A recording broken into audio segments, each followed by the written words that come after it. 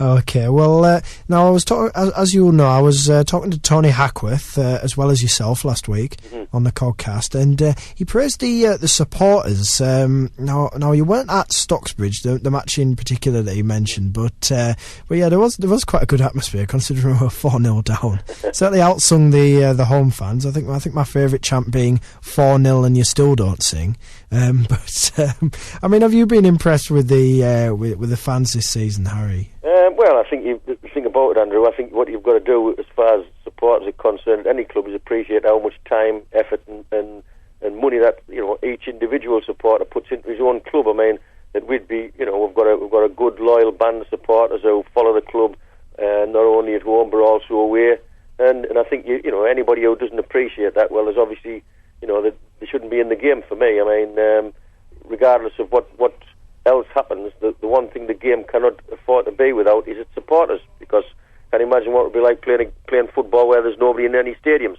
Yeah, absolutely. So supporters are the really speaking, they are the main people involved with football. We know footballers and what have you do the business, but once you find, Andrew, if a supporter turns his back on his club, they never come back. That's the thing, because there's for the majority of them, it's what they love. Like I say, they spend the time, the effort, and what I always say to players is, don't forget these people go to work Monday to Friday, and they want some enjoyment, and they want some entertainment, and they want to enjoy the weekend, and I certainly enjoy weekends when we win games, and I don't when we don't win them, and it's doubly so for supporters, because I would think a lot of them are frustrated footballers anyway, and a lot of them would give anything to be swapping shirts with the players of the clubs that they support. So I think in that respect you've got to really take your hat off to people, and especially our lot, because you just look at the distances we travel. Absolutely. And that's at the end of the day the one thing you want people to do is, especially away trips like your Buxtons and your Matlocks, is it took them hours to get there, and you want them to be sat in the car or the bus going home thinking, well, that's been very worthwhile. I'll enjoy a pint tonight, and I'll enjoy going to work on Monday. Absolutely, Harry. Now, of course, and Hacky agreed with one of my pet hates, and I'm not sure if it might be one of yours, but players getting booked for celebrating.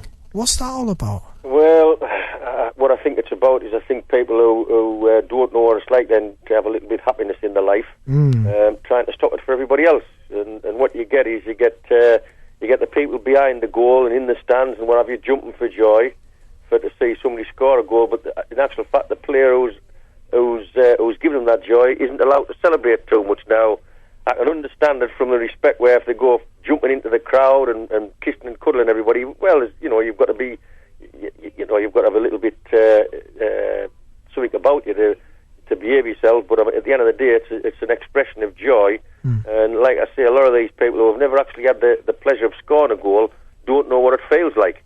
Yeah, absolutely. I wonder if some of the people who come up with these rules actually watch football. Well, they probably do watch it, but they probably never played it, and that's the difference. And they don't know what it's like to score a goal in front of. Well, to me, I used to enjoy a goal whether it was 1 in, 1,000 in, or 10,000. It didn't make any difference to me. At the end of the day, a goal's a goal. It doesn't matter whether it's a 40-yarder or a 4-yarder. Yeah. The joy is just the same.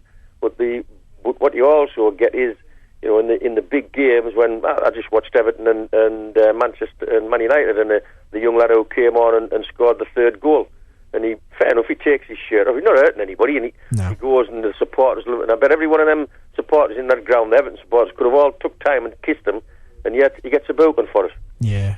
And you just think to yourself, well, if that's, if they're saying, well, it's to stop time wasting, let's just sit down and see how long it actually does take to celebrate a goal, and add that little bit extra time on at the end of the game. Whitby Town's Cash Bonanza is just £1 a week, and you could win the top prize of £500 or one of the other great cash prizes. All the money taken goes back into supporting Whitby Town Football Club. So please contact George or Maureen in the club shop for more details. Money, money, money.